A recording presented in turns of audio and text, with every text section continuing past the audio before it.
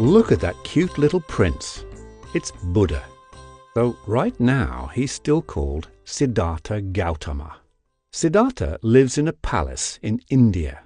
His parents believe that this little guy will become something extraordinary. To know this for sure, they ask an astrologer to consult the stars about the future. He will either become a very powerful ruler like his father, or he becomes a holy man and your family will lose all power in the kingdom. Oh my!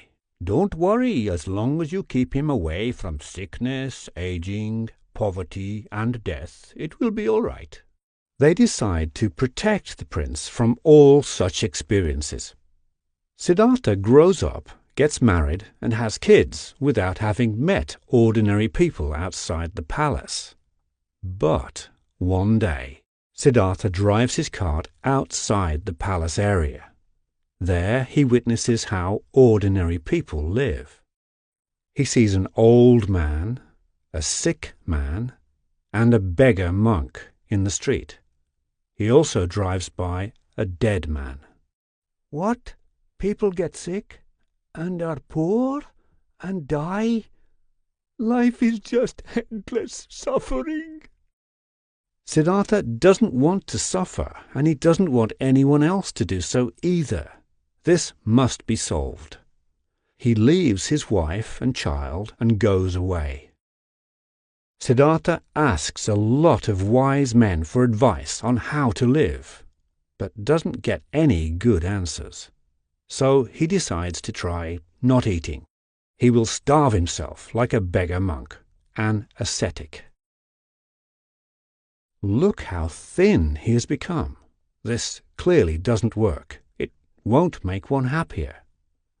No, Siddhartha realizes this.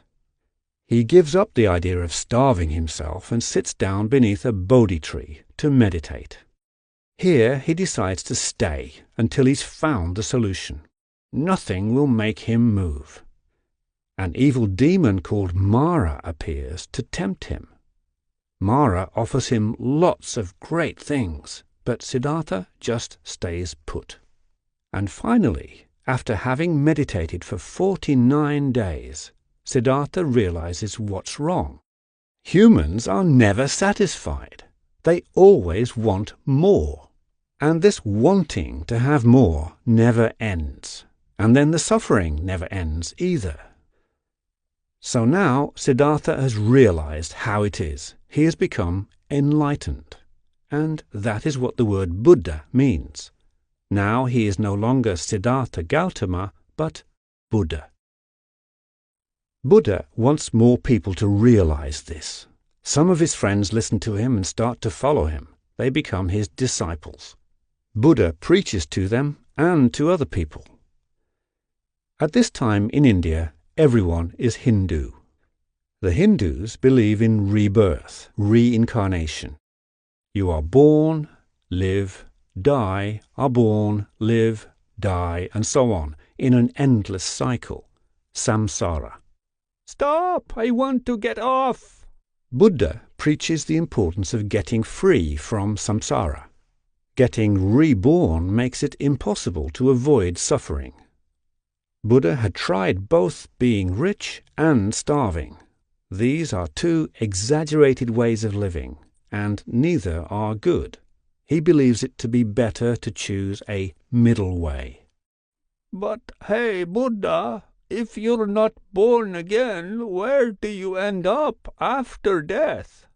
You don't get to a place, but to a condition where you don't want anything.